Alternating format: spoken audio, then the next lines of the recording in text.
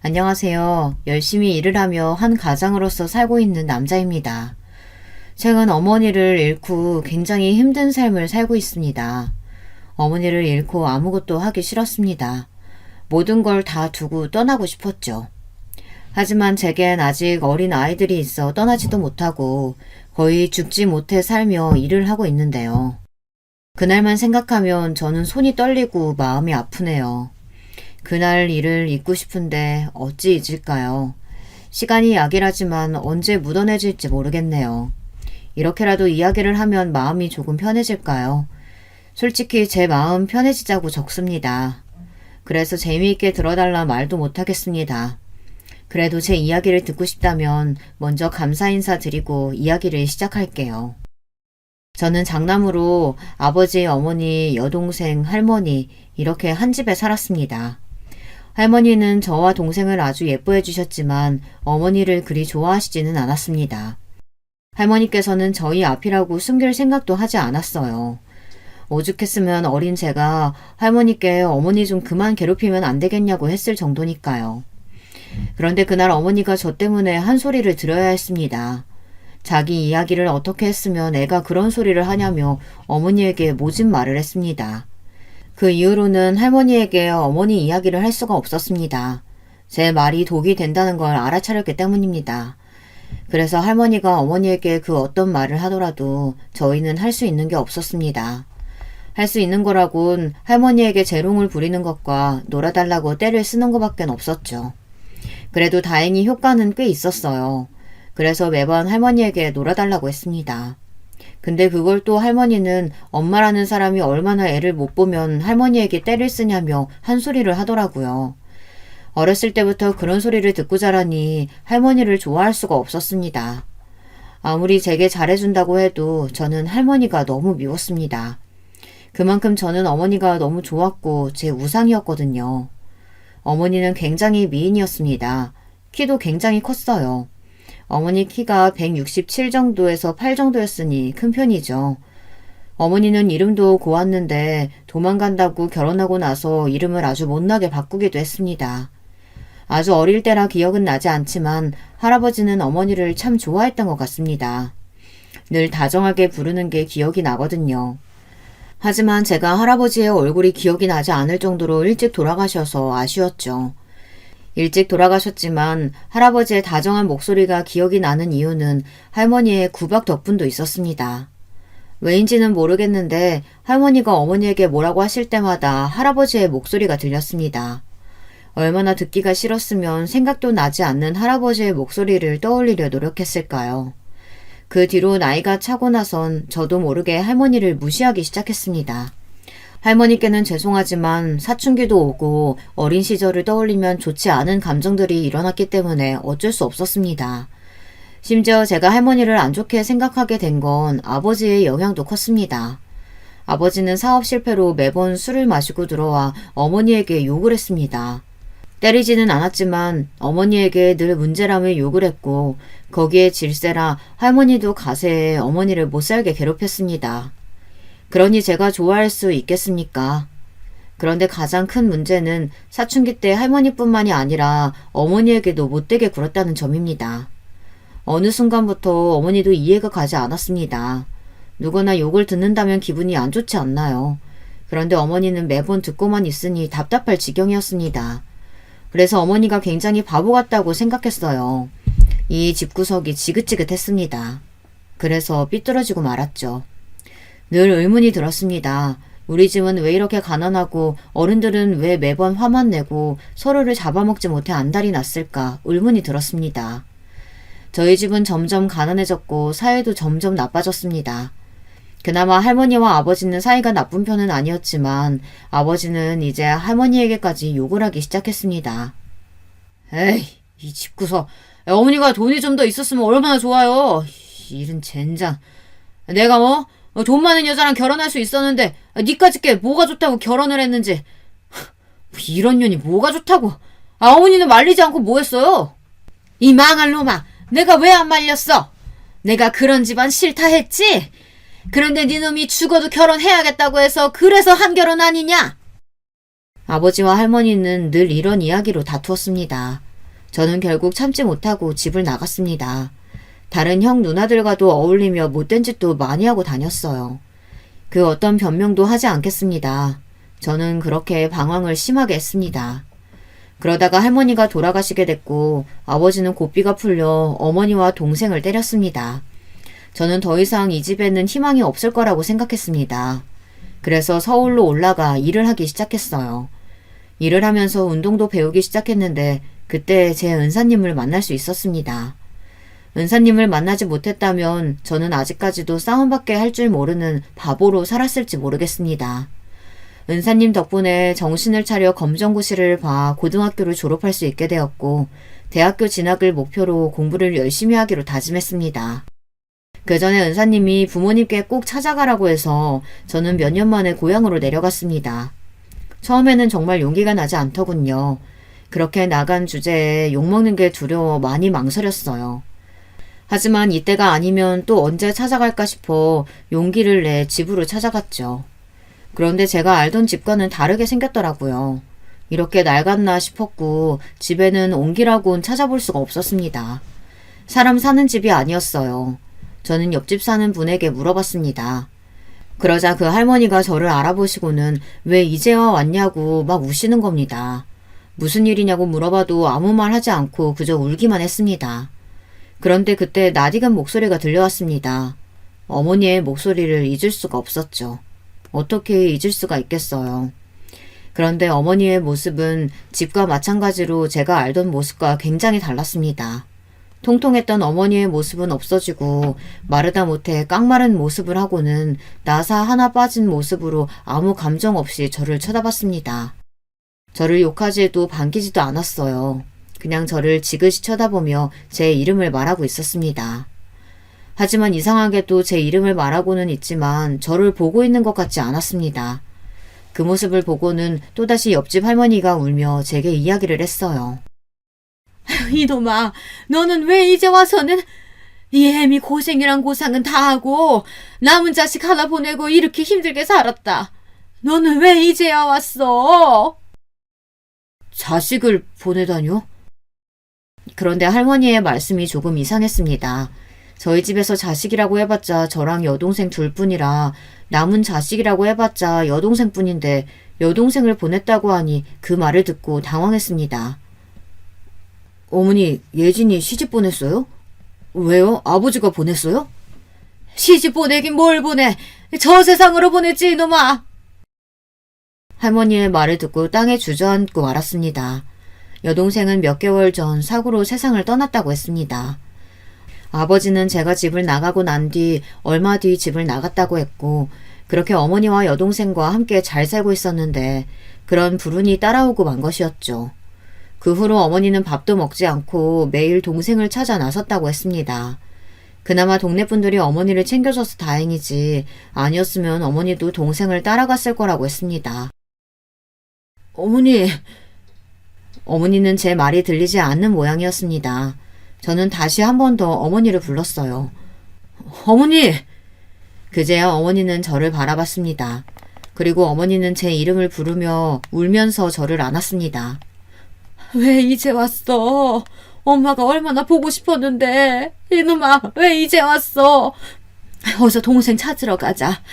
네 동생 추위도 많이 타는데 집에 오지를 않어. 저는 옆집 할머니를 쳐다봤고 할머니는 고개를 절레절레 저으시며 늘 이런 상태라고 이야기를 했습니다.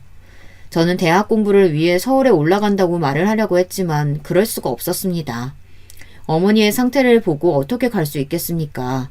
결국 저는 1년을 고향에서 지냈습니다. 1년 동안 어머니의 상태는 많이 좋아지셨습니다. 어머니와 지내는 동안 공부를 많이 하지는 못했지만 틈틈이 공부도 했고 일도 정말 열심히 해서 대학 등록금도 벌었습니다.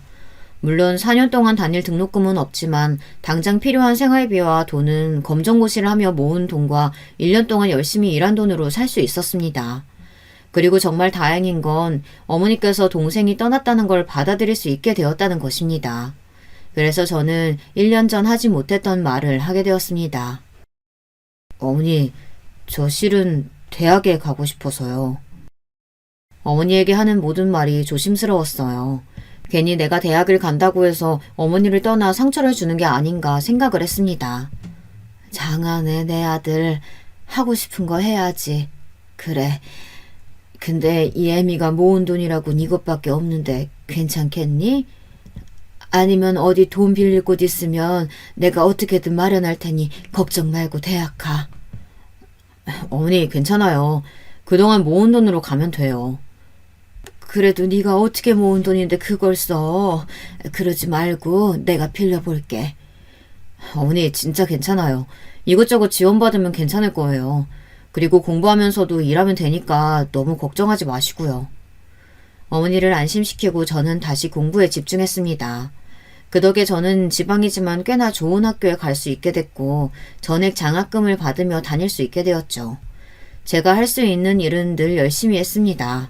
일도 공부도 연애도 다 열심히 했습니다. 학창시절의 방황을 잊지 않고 좋은 사람이 되려고 노력도 많이 했습니다. 그래서 대학교 때 본 친구들은 제가 방황을 했다고 했을 때 아무도 믿지 않더라고요. 하지만 굳이 안 좋은 모습을 보여줄 필요는 없지 않습니까? 그래서 저는 최대한 얌전한 학생이었던 척을 했습니다. 저의 학창시절과 대학시절은 그렇게 끝이 났습니다. 정말 많은 일들이 있었지만 다시 어머니랑 재회를 한 게 가장 큰 사건이었죠. 뭐랄까, 방황도 심하게 하고 늘 어머니에 대한 안타까움이 있어서 그런지 점점 어머니를 향한 이 마음이 커지더군요. 그래서 저는 어머니를 위하면서 살기로 결심했습니다. 그런 결심을 하면서도 저와 결혼할 사람이 조금 안쓰럽기는 하더라고요. 하지만 어쩌겠어요. 그럼 결혼을 안 하면 되는 거 아닌가요? 저야 결혼을 무조건 해야겠다는 생각은 없었습니다. 다만 어머니가 한 번씩 결혼 이야기를 꺼내면 결혼을 해야겠다는 생각을 가졌을 뿐이었죠. 결혼의 필요성을 느껴 하려고 했던 건 아니었기 때문에 대단한 절실함은 없었습니다. 하지만 제 이상형을 만나고 그런 생각이 싹 사라지더라고요. 선배의 소개로 만나게 됐는데 꽤 괜찮더라고요. 저희는 몇 년의 연애 끝에 결혼을 약속했습니다. 한 가지 문제는 집안 차이가 꽤 나서 걱정이 되었습니다. 우리 집에서 공부 잘하는 사람이 있기 쉽지 않은데 박서방이 아주 복덩이야? 아닙니다. 그렇게 말씀해 주시니 감사합니다. 그러지 말고 결혼 비용은 우리 쪽에서 다 될 테니 부담 가지지 말고 사부인한테도 내가 잘 말해줄 테니까 걱정 말고. 어머니까지 챙겨주시고 감사합니다. 다행히 장인어른과 장모님이 좋게 봐주셔서 결혼을 허락받을 수 있었습니다. 가난하게 자랐는데도 열심히 공부를 해 대단하다고 칭찬을 아끼지 않았습니다. 그리고 결혼 비용은 걱정 말라며 처가에서 다 부담하겠다고 하는 겁니다. 그리고 어머니까지 배려를 해주시니 얼마나 감사하겠어요. 저는 이 결혼은 아주 성공적이라고 생각했습니다. 제 인생은 이제 필날밖에 없다고 생각했어요. 바보같이 말이죠. 그리고 아내와 저희 본가로 갔습니다. 어느 정도 돈을 벌고 나서 어머니에게 이사를 제안했지만 자기는 한평생 살았던 곳에서 살고 싶다며 거절을 하더라고요. 당연히 수리는 했지만 아내가 불편할까봐 걱정했습니다. 처갓집과 너무 비교가 되어 조금 걱정이 되었거든요. 아내는 워낙 잘 사는 집안에서 태어나 걱정을 했거든요. 그런데 아니나 다를까 아내가 불편해하기는 하더라고요. 하지만 고맙게도 어머니에게 내색은 하지 않았습니다. 정말 싹싹하게 어머니에게 친근하게 다가가 먼저 말도 걸고 몸이 먼저 앞서 나갔죠. 그래서 결혼 생활에 대한 걱정은 사실 하나도 없었습니다. 하지만 제 아내가 그렇게 어머니에게 행동할 줄 누가 알았겠습니까? 저희는 달달한 신혼생활을 만끽하고 있었습니다. 그리고 저희는 허니문 베이비로 아들을 얻게 되었죠. 더할 나위 없이 행복했습니다. 이제야 완벽한 행복을 찾은 것 같았습니다. 저는 다짐했어요. 아버지 같은 사람이 되지 않겠다고 다짐을 했습니다. 그리고 어느 날 장인어른께서 제게 따로 연락이 왔습니다. 따로 전화를 할 일이 없는데 전화가 오니 괜히 불안하더군요. 그래, 박서방, 바쁜가? 아닙니다. 무슨 일 때문에? 다른 게 아니고 혹시 자네 따로 병원 차릴 생각은 없나? 내가 투자를 하지. 생각이 있긴 하지만 그래도 이 사람아, 언제 이래서 개인 병원 차리나? 그것도 다 대출 끼고 하는 건데 그냥 내가 해준다고 할 때 감사합니다 하고 받아. 하지만 장인어른, 내가 박서방을 위한 것도 있지만 내 딸 체면을 위해서도 있어. 그리고 우리 집안이 공부머리는 아니지 않은 거 알지 않나? 할 줄 아는 거라고는 몸으로 부딪혀서 장사나 할 줄 알지 뭐가 되겠나? 그래서 얼마나 무시를 많이 받았는데 내가 박서방 덕에 큰 소리 떵떵 칠 수 있고. 그렇게 해주신다면 감사히 받겠습니다. 그래. 그럼 내 나중에 또 연락할 테니 받고. 그렇게 저는 장인어른 덕에 개인 병원을 열 수 있었습니다. 언젠가는 개인 병원을 여는 게 꿈이었는데 이렇게 빨리 실현이 될 줄 몰랐습니다. 가난하게 살던 제가 이런 부귀영화를 누려도 되나 싶다가도 박탈감이 느껴지기도 했습니다. 돈이 있으면 쉽게 꿈을 얻는다는 걸 깨달았으니 굉장히 기분이 묘했습니다. 그래도 저에게는 잘된 일이니 기분 좋게 병원을 차리기로 했습니다. 하지만 병원 개업을 한다는 게 정말 쉽지 않은 일이더군요. 하나부터 10까지 디자인부터 신경을 써야 하고 사람을 뽑는 일 하나하나 신경을 써야 하니 예민해지기 시작했습니다. 하필이면 아내도 둘째가 생겨 예민해져서 싸우기 바빴습니다. 아내는 하던 일마저 그만두고 돈만 쓰기 바빴습니다. 당신 요즘 돈을 너무 많이 쓰는 거 아니야? 스트레스 받는다고 해도 그렇게 돈을 막 써도 되겠어? 누구는 열심히 일하는데 누구는 쓰기 바쁘네. 당신 말 다 했어? 그러는 당신은 우리 아빠 돈 없었으면 병원 열지도 못했잖아. 그러면서 나한테 돈 얘기를 해? 그건 당신을 생각해서 나한테 투자를 하신 거지. 그리고 병원 개업했다고 바로 당신 일 그만뒀잖아. 그럼 내가 계속 일해야 돼? 솔직히 나 일하기 힘들어. 나 어디 가서 누가 아래 있을 사람 아니야. 그냥 당신 사람들처럼 살아보고 싶어서 일한 거 가지고 왜 그렇게 이야기를 해? 뭐? 언제는 자기는 평생 일하고 싶다며. 이런 평범한 생활이 너무 소소하고 행복해서 좋다며. 그때는 내가 미쳤었나 보지. 당신 만나서 낭만에 차 있었나 보네. 그럼 지금은 당신 그런 사람은 아니란 말이야? 그럼 언제까지 내가 낭만에 갇혀있는 사람인 줄 알았어? 나 원래 이런 사람이야. 당신 만나려고 일부러 그렇게 이야기한 거지. 왜? 집안 좋은 의사는 당신 안 만나줄 것 같으니까 돈 없는 의사 골라서 만났나 보지? 내가 언제 그런 말을 했어? 당신 말이 그렇잖아. 어떻게든 의사 부인 되고 싶어서 돈 없는 의사 꼬신 거 맞잖아. 왜? 그러면 안 돼? 저는 아내와의 말다툼으로 아내의 모든 걸 봤습니다. 이런 모습일 줄 알았다면 결혼을 하는 게 아니었는데 이미 후회하기에는 늦었죠. 이미 둘째도 뱃속에 있으니 누굴 탓하겠습니까? 그냥 참고 살아갈 수밖에 없었습니다. 그리고 장인어른 덕도 봤으니 제가 참아야 할 수밖에 없었죠. 하지만 저희는 점점 사이가 나빠졌습니다. 무슨 이유 때문인진 모르겠네요. 부딪히는 일이 많았습니다. 아내의 기분을 풀어보고자 열심히 노력했지만 서로 타이밍이 맞지 않았습니다. 아내의 기분이 조금 괜찮았을 때는 제가 빈정이 상해 맞지 않았거든요.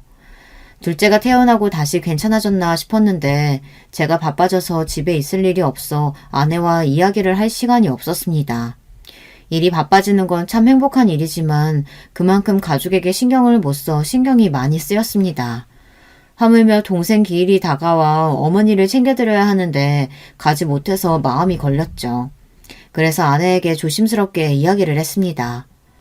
혹시 어머니 잠깐 우리 집에 모셔와도 될까? 뭐? 그게 무슨 말인데? 동생 기일이 다가오니까 걱정이 돼서. 휴가 내고 가자니 요즘 바빠서 휴가를 낼 수도 없고 그렇다고 넘기기에는 어머니가 그때만 되면 많이 힘들어 하시니까 그냥 지나칠 수도 없는 거고. 일단 알겠어. 아내의 함숨소리에 저는 예민해졌지만 허락을 해준 것만 해도 다행이라 생각해 뭐라고 하지는 않았습니다. 그래서 동생 기일에 맞춰 어머니를 찾아뵙고 집에 모셔올 수 있게 됐습니다. 그런데 제가 착각을 했을지도 모르겠지만 아내가 어머니를 무시하는 것 같은 느낌이 들더군요. 어머니가 아이들이랑 놀고 있으면 아이를 데려간다든지 첫째에게 들어가서 공부를 하라고 했습니다. 하지만 직접적으로는 안 좋게 대하는 게 아니라서 뭐라고 말을 할 수가 없었습니다. 그런데 어느 순간부터는 아내가 어머니에게 한 소리 하는 걸 들을 수 있었는데요. 여러분은 만약 아내나 남편이 자기 어머니에게 이런 소리를 하면 참을 수 있는지 한번 들어보세요. 어머니, 제발 손 좀 깨끗이 씻고 오시면 안 돼요? 아니면 아이들이 예쁘더라도 그냥 참고 눈으로만 봐주세요. 그 말은 어머니가 더럽다는 뜻 아닙니까?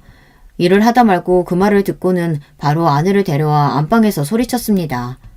당신 어머니한테 무슨 말버릇이야? 내가 왜? 아니 어머니 손 좀 봐봐. 정말 새까매. 당신이 더 잘 알겠네. 그리고 어머니 냄새 나는 거 알아? 제대로 안 씻으니까 그런 거 아니냐고. 저는 아내를 때리고 싶은 마음이 굴뚝 같았습니다. 처음으로 아내의 얼굴이 보기 싫은 순간이었죠. 하지만 아버지처럼 되지 않겠다고 결심을 했기 때문에 아내를 때릴 수 없었습니다. 때린다면 저는 아버지와 같은 사람이 될 것이기 때문에 꾹 참았습니다. 어머니는 평생 시골에서 살아서 그래. 그래서 나는 냄새들 있잖아. 장모님이랑 장인어른이야 매일 케어받고 안 나실 수도 있어. 그런데 있잖아. 그 냄새는 나이 든 사람이면 다 날 수밖에 없는 거야. 좀 더 심할 뿐이지. 그렇다고 깨끗이 안 씻는 것도 아니고. 그리고 어머니 손은 농사하느라 그렇게 된 거야. 집안일하고 하느라서 그렇게 된 거라고. 우리 어머님 누구보다 깨끗한 사람이야. 당신보다 훨씬 깨끗할걸? 당신 이모님 아니었으면 이 집이 깨끗했을 거라고 생각해? 당신은 집이 개판이 돼도 몸만 깨끗하면 다잖아. 안 그래? 내가 치울 필요가 뭐가 있어? 이모님들이 다 알아서 치우는데. 그리고 내 몸만 깨끗하면 된 거 아니야? 아내의 말에 저는 더는 할 말이 없었습니다. 이 사람과 이야기를 해봤자 제 에너지만 소비한다는 생각이 들었습니다. 그래 알겠어. 근데 다시는 어머니한테 그런 말 하지 마. 그때는 안 참아. 안 참으면? 왜? 그렇게 어머님 소중하게 생각하면 나랑 결혼은 왜 했니? 왜? 어머님이 그렇게 불쌍해? 안쓰러워? 참나, 동생이 죽은 지가 언젠데 아직도 걱정을 하고 있어. 아내는 해서는 안 될 말까지 하기 시작했습니다. 동생 죽은 지도 몇십 년이 지났는데 아직도 그거 하나 못 이겨내고 슬퍼하냐고 하더라고요.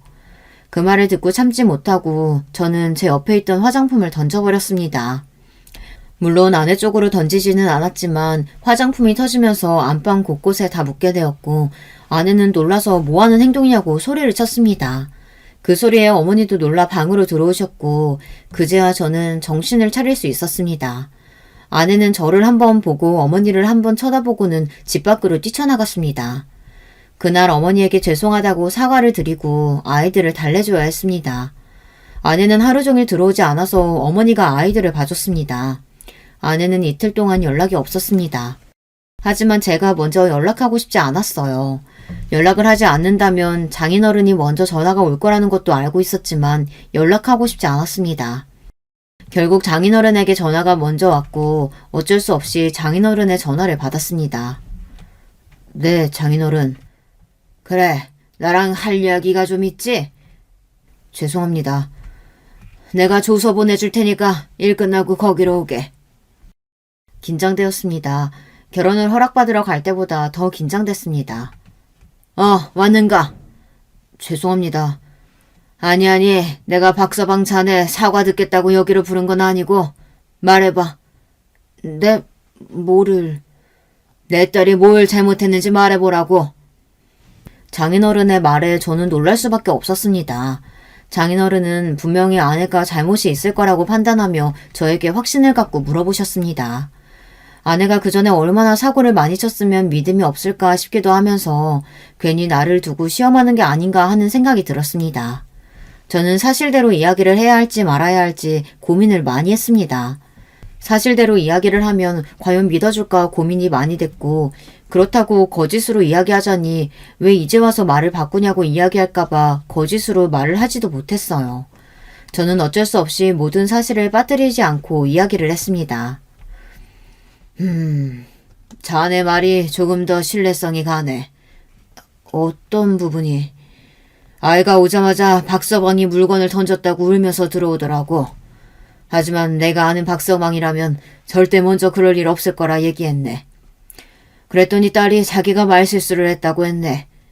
하지만 그것도 다 자네가 잘못해서 그렇다고 제대로 얘기를 해주지도 않고 울고불고 소리만 치길래 이놈이랑은 말이 안 통할 것 같아서 자네를 불렀어. 내 어떻게 된 일인지 자초지종 설명을 듣고 싶어서 불렀지. 저도 잘한 건 없습니다. 그렇다고 바로 화를 내고 물건을 집어던졌으니 죄송합니다.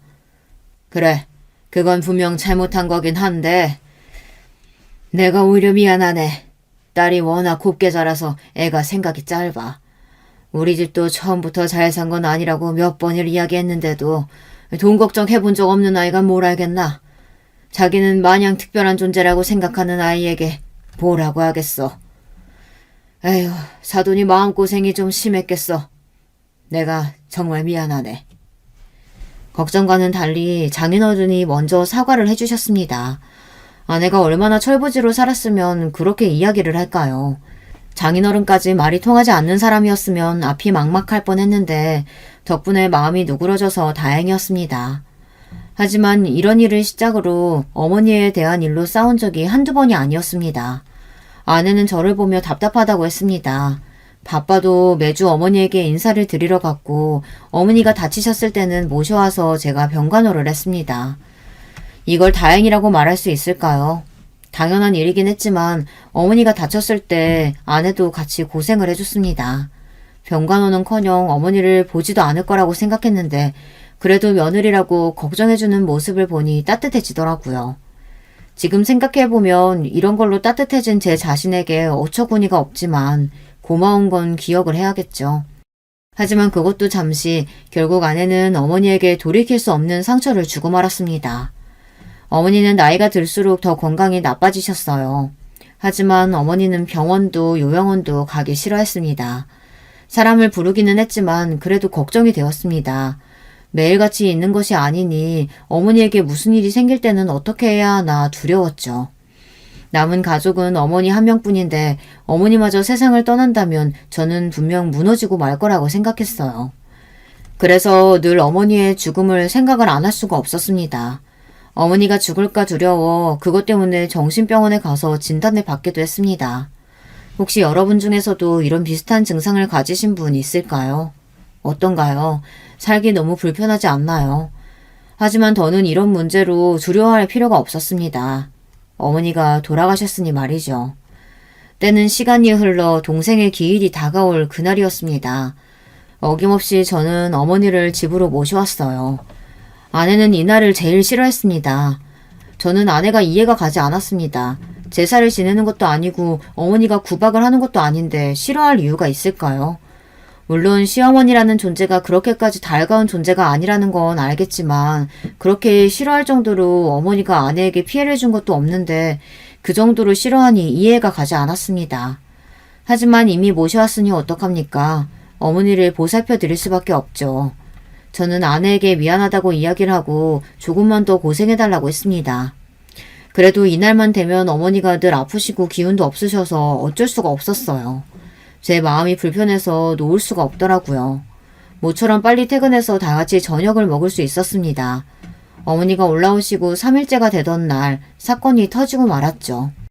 밥을 먹기 전 저와 사소한 말다툼을 해서 아주 예민해져 있었는데 어머니가 제 눈치를 보며 미안하다고 하시더라고요. 미안하다. 바쁜 사람이 나 때문에 괜히 집에 일찍 온 건 아닌가 싶네. 아니에요, 어머니. 괜찮아요. 아시면서 왜 안 내려가세요? 어머니가 매번 남편 발목 잡고 사시는 거 알긴 아세요? 아내는 그 순간 참지 못하고 어머니에게 한 소리 했습니다. 그래? 아휴, 내가 미안해서 어쩌지? 당신 미쳤어? 어머니, 아니에요. 집사람이 예민해져서 그런 소리 한 거예요. 당신, 들어가. 왜? 어머니, 솔직하게 이야기할게요. 저 이제 너무 힘들어요. 어머니 간호하는 거 이제 지쳐요. 저는 아내를 붙잡고 안방으로 갔습니다. 당신 지금 그런 소리를 왜 어머니 앞에서 해? 왜? 나는 그런 소리도 못해? 나도 이제 지쳤어. 몇 년이야. 10년도 넘었어. 우리 제대로 여행이나 가본 적 있어? 애들은? 매번 어머님 챙기기 바빴지? 우리 가족들은 안중에도 없지? 솔직히 할 말이 없었습니다. 가족을 소중히 한다고 했지만 늘 어머니가 먼저였으니까요. 하지만 어머니의 인생은요. 누가 책임져 줍니까? 저희를 낳느라 그렇게 버려진 인생 저라도 책임져야 하는 거 아닌가요? 그날 아내와 한바탕 싸우고 나니 어머니가 불편하셨는지 집으로 가겠다고 했습니다. 어머니 괜찮아요. 더 계셔도 돼요. 아니다. 내일 집에 갈 거니까 짐 싸마. 아들아, 사랑한다. 네, 저도 사랑해요. 어머니는 다음날 집으로 가셨고 늦은 오후 어머니가 돌아가셨다는 소식이 들렸습니다. 어머니의 동네 친구분이 놀러 갔다가 죽은 어머니를 발견했다고 했습니다. 분명 아침까지도 멀쩡하신 분이 돌아가셨다니 믿기지 않았습니다. 어머니는 미리 계획을 하고 계셨던 것 같습니다. 정신없이 어머니의 장례를 다 치르고 저는 어머니의 유서를 볼 수 있었습니다. 그런데 거기에는 충격적인 내용이 담겨 있었습니다. 대충 이런 내용이었어요. 저한테 미안하다 이야기를 하는 내용이었죠. 그리고 아내에 대한 이야기도 적혀 있었습니다. 아들아, 미안하다. 이 어미가 도저히 살 용기가 없구나. 마지막으로 네 모습 봐서 너무 행복했다. 그리고 마지막으로 이렇게 안 좋은 이야기를 하고 가는 게 마음이 편하지는 않지만 말하마. 이제 저 세상으로 갈 건데 내가 숨겨서 뭘 하겠니? 너도 알지? 내가 숨기는 걸 참 잘하는 걸. 그래서 네가 나를 참 답답해했지. 네 아버지에게 맞거나 할머니에게 모진 말 들을 때 왜 이렇게 가만히 있냐고 엄마는 바보냐고 하는 말이 기억나는구나. 그래, 어쩌면 나는 내 말도 못하는 바보일지 모르겠다는 생각이 드는구나. 그런데 여기서는 솔직히 말해야겠지. 나는 내 며느리가 마음에 들지 않는단다. 늘 내게 모진 말만 하고 늘 내가 너에게 필요 없는 존재라고 이야기를 하더구나. 그런 말을 들을 때마다 가슴이 무너졌지만 맞는 말 같아서 별 말을 하지 않았다. 물론 이거 말고도 많은 이야기를 했단다. 아, 네 동생 이야기를 하더구나. 제발 정신 좀 차리라고. 내가 잘 챙겼으면 죽지도 않을 사람 못하러 붙잡고 있냐고 말하더구나. 그 말을 듣고 나는 깨달았단다. 내가 잘못되었다는 걸. 아가, 내가 너에게 도움이 되지 못해 참 미안하다. 엄마라는 사람이 뭐 제대로 해준 게 없네. 사랑한다, 내 아들아. 다음 생이 있다면 부디 좋은 부모 만나렴. 잘 커줘서 고맙단다. 어머니의 유서를 그대로 적지는 않았지만 비슷하게 적혀 있었습니다. 저는 어머니의 유서를 보고 이성을 잃고 말았어요. 마음의 병을 안고 온 사람에게 기름을 부어 더 부채질을 한 사람이 바로 제 아내였습니다. 저는 곧장 아내에게 가서 따졌습니다. 유서를 던지며 아내에게 소리를 쳤습니다. 이게 사실이냐고, 어머니에게 한 말이 사실이냐고 울면서 고함을 쳤어요. 어떻게 그럴 수가 있습니까? 그래도 며느리라는 사람이 이렇게 이야기를 할 수 있습니까? 심지어 제가 저희 집 사정도 다 이야기를 했는데 그런 말이 나올 수가 있을까요? 그런데 아내는 오히려 당당하게 이야기를 하더군요. 왜? 이게 왜? 왜 나 때문인데? 당신 말 한마디 한마디에 상처받으셨잖아. 그래서 어머니가 죽었잖아. 어머님이 나 때문에 죽었다고 썼어? 아니잖아. 어머님 혼자 그렇게 생각해서 선택한 거잖아. 저는 결국 아내를 때리고 말았습니다. 때리는 순간 저는 아버지와 겹쳐 보이며 화를 참지 못했습니다. 어머니를 잃었다는 슬픔과 동시에 그토록 싫어하는 아버지의 행동을 하고 말았으니 미쳐버리겠더라고요. 저는 아무것도 할 수 없는 제 자신에게 화가 나서 벽을 있는 힘껏 그대로 내리쳤습니다. 그러자 아내가 그제야 저를 말리더라고요. 저는 아내에게 계속 소리쳤습니다. 너 때문에 어머니가 죽었어. 너 때문에. 나도 힘들었어. 아무것도 안 해서 편한 줄 알았어? 전에도 이야기했지? 당신 어머니밖에 없다고. 가족이 어머니 하나는 아니잖아. 그런데 당신은 어머니 하나밖에 없었다고. 그래서 그랬어. 어머니 볼 때마다 심사가 뒤틀렸어. 그래서 계속 모진 말이 나왔어. 그런데도 어머님은 웃고만 있더라? 그게 더 싫었어. 차라리 뭐라고 하지. 괜히 사람 나쁜 년 만드는 것처럼 자기는 좋은 사람인 척. 그게 싫었다고. 결국 저는 아내에게 이혼을 통보했습니다. 나 당신이랑 이렇게는 못 살겠다. 어머니를 죽인 사람이랑 어떻게 살아? 뭐? 이혼? 나는 못해. 그게 왜 내 잘못이야? 나는 이혼 절대 못해. 그날 이후 저는 아무것도 하지 않았습니다. 아내와 아이는 친정에 있어 넓은 집에서 저 혼자밖에 없었어요. 정말 힘들었습니다. 왜 알아차리지 못했나 저를 원망하게 됐습니다. 그리고 아내를 이해해보려고 노력했습니다.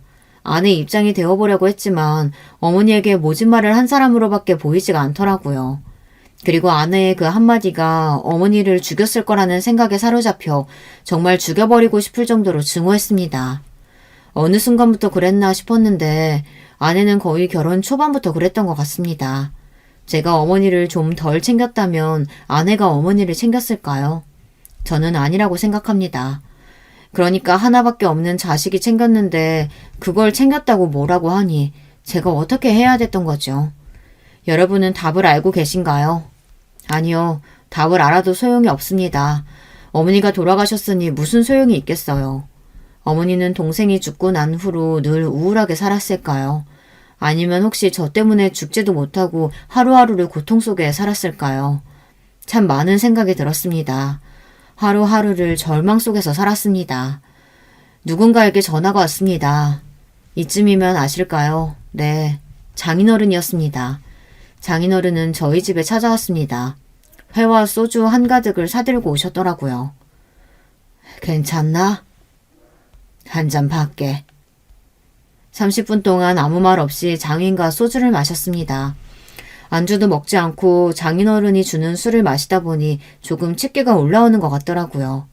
그제야 저는 입을 열 수 있었습니다. 장인어른 앞에서도 이야기가 곱게 나갈 것 같지 않아 말을 하지 않았는데 술이 용기를 주더군요. 장인어른, 이혼하고 싶습니다. 그래, 들었다. 그럼 그것도 들으셨어요? 무슨 말? 아내가 어머니한테 한 말이요. 장인어른, 집사람이요. 어머니에게 이런 말을 했습니다. 필요 없는 존재라고 이야기했어요. 그리고 제 동생이 죽은 게 어머니 탓이라고도 했답니다. 그런데 왜 이렇게 힘들어하냐고 막 어머니한테 뭐라고 했대요. 미안하네. 내가 다 잘못 키웠어. 장인어른이 뭐가 미안합니까? 집사람이 미안해하지.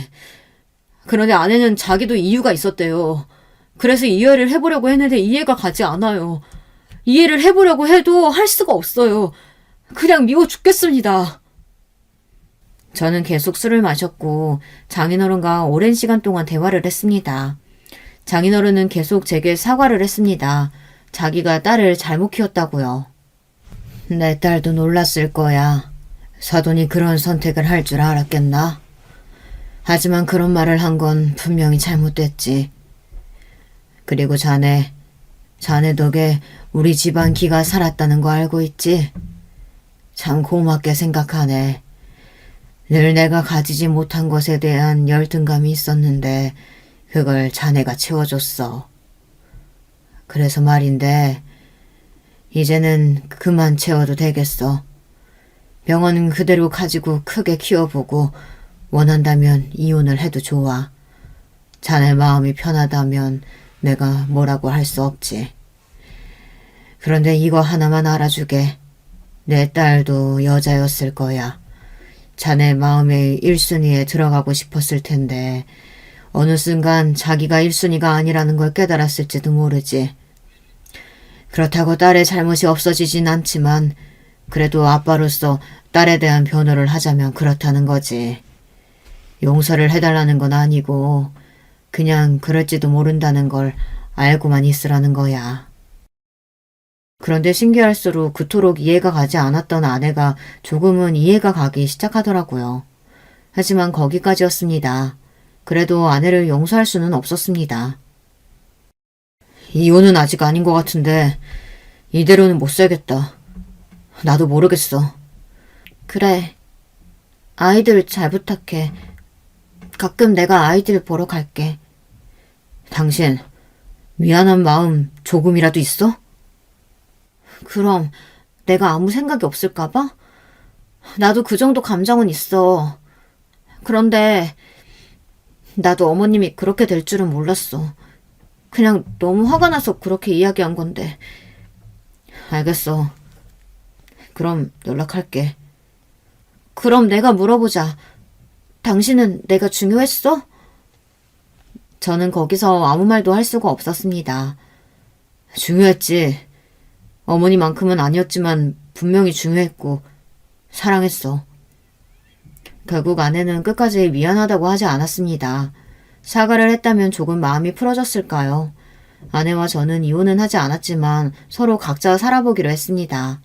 아이들은 제가 맡기로 했고 가끔 아이들이 엄마를 찾을 수 있으니 서로 연락은 하고 지내자고 했어요. 그렇게 저는 제 결혼 생활이 끝이 난 줄 알았습니다. 하지만 몇 달이 지나고 나서 누가 저희 집 문을 두드리더군요. 여보! 새벽에 당신이 왜 여기 있어? 당신 보고 싶어서. 추운데 뭐 하는 거야? 들어가. 엄마야? 엄마 여기서 다시 사는 거야? 아들은 아내를 보더니 환하게 웃으며 아내에게 안겼습니다. 순간 어떻게 반응을 해야 할지 모르겠더군요. 아직까지 아내의 얼굴을 보는 게 그리 반갑지는 않은데 아내의 얼굴을 보기만 하면 어머니가 떠올라서 죽고 싶다는 생각만 드는데 아이들은 자기 엄마라고 환하게 웃는 모습을 하고 있으니 속이 뒤틀렸습니다. 왜, 우리 아들 엄마랑 아빠랑 같이 살고 싶어? 응, 당연하지. 나는 엄마 아빠가 사이좋게 지내는 모습 보고 싶어. 아들의 말에 어릴 적 제 모습이 떠올랐습니다. 그러다 웃음이 나고 말았어요. 결국 아버지 같은 사람이 되었나 싶었습니다. 다른가요? 글쎄요. 아이들 입장에서만 봤을 때는 못된 아버지라고 생각을 하지 않을까요? 아내는 자연스럽게 집 안에 들어왔습니다. 그리고는 남의 집처럼 구경을 하더군요. 깔끔하네. 이모님도 안 계시는데. 당신은 참 깨끗한 사람이네. 그래서 내가 좋아했는데. 그치? 이만 가. 할 얘기가 있어. 여기서 해. 애들 있는 곳에서? 저는 아들을 보고 한숨을 쉬었습니다. 아들을 방에 보내 재우고 아내와 식탁에 앉아 오랜만에 이야기를 했습니다. 아직 나 많이 미워? 밉다고 설명할 수가 없는데. 여보, 내가 잘못했어. 진짜 너무 잘못했어. 나 한 번만 용서해주라. 그런데 갑자기 아내가 무릎을 꿇더니 눈물을 뚝뚝 흘리며 용서를 구하더라고요. 너무 당황했습니다. 아내의 이런 모습은 본 적이 없었기 때문입니다. 누가 봐도 정말 반성을 한 모습이었어요. 하지만 저는 용서가 쉽게 되지 않았습니다. 솔직히 모르겠어요. 아직도 모르겠습니다. 묘한 감정이 섞여 있었습니다. 짠하기도 한데 너무 밉고 용서를 해줘야 하는 게 맞는 것 같으면서도 절대 할 수 없는 아주 복잡한 감정이었습니다. 일어나. 아니, 못 일어나. 당신 용서해줄 때까지 나 안 일어날 거야. 나 진짜 반성 많이 했어. 내 말 한마디 때문에 어머님이 그렇게 힘들어할 줄 정말 몰랐어. 질투가 났어. 그래서 그렇게 이야기한 거야. 그리고 동생 이야기한 거 정말 미안해. 그 말을 하면 안 됐는데 나도 모르게 욱해서 해버렸어. 미안해. 진짜 잘못했어, 여보. 아니, 용서해달라고 안 할게. 그냥 같이 살기만 하면 안 될까? 나 앞으로 얌전히 있을게. 애들이랑 당신이랑 이렇게 같이 살고 싶어. 진짜 내가 너무 잘못했어. 미안해, 여보. 아내는 1시간 동안 무릎을 꿇고 있었습니다. 아무 말도 하지 않고 아내는 고개를 숙이며 울고 있었고 저는 창밖을 바라보고 있었어요. 그리고 저는 아내에게 한마디 했습니다. 알겠으니까 일어나. 정말? 나 용서는 아니지? 그냥 봐주는 거야? 솔직히 당신 얼굴만 보면 어머니 생각나. 당신 그거 생각나? 내가 어머니 이야기 해준 거? 제가 아내와 사귈 때 어머니에 대한 이야기를 한 적이 있었거든요. 저한테는 어머니가 정말 중요한 사람이라고 이야기했었죠. 기억 안 나지? 우리가 사귈 때 이야기했는데 나한테는 어머니가 정말 중요한 사람이라고 이야기했었잖아. 그때 당신이 알겠다고 그런 일이 있었는지 몰랐다고 울면서 이야기했는데 기억 안 나? 그때 술을 너무 많이 마셨나? 네, 그것도 제 잘못이기는 했습니다. 어머니 이야기를 할 때마다 마음이 아파서 술을 마시고 할 수밖에 없었거든요. 그런데 아내도 술에 취해 있다는 걸 저도 까맣게 잊어버린 겁니다. 당연히 아내에게 이야기했으니 알 거라고 생각했어요. 그런데 거의 모르는 사람과 마찬가지였더니 충격을 받았습니다. 하지만 어쩌겠습니까? 이미 지나간 일인데, 그렇죠. 어머니 이야기를 마무리하고 저희는 앞으로 어떻게 살 것인가에 대해 이야기를 했습니다. 그리고 저는 가족을 위해서는 열심히 살 수 있지만 한 사람으로서 뭔가를 바라지는 말라고 했습니다. 가장으로서는 열심히 노력하겠지만 남자로서 해줄 수 있는 건 없다고 했죠. 아내도 수락을 했고 저희는 다시 합쳤습니다. 여러분, 이게 잘한 행동일까요? 저는 아직도 모르겠습니다. 용서를 해줘야 하는지 아니면 이혼을 해야 할지, 아직 아내를 사랑하기 때문에 이혼을 하지 못하는 걸까요? 아니면 아이들 때문에 이혼을 하지 못하는 걸까요? 어떻게 해야 될까요? 아직도 답을 찾지 못했습니다. 아니면 이대로 정말 시간이 흐르기만을 기다려야 할까요? 저도 이제는 모르겠습니다. 어머니에 대한 죄책감이 너무 심했을까요? 여러분, 제가 어떻게 해야 좋을까요? 이렇게 제 이야기는 끝이 났습니다. 이 글을 적으면 조금 시원해질 거라고 생각했는데 조금 더 힘든 건 기분 탓일까요? 다시 한번 제 이야기 들어주셔서 감사합니다. 마지막에 너무 여러분께 많은 걸 물어봤을까요?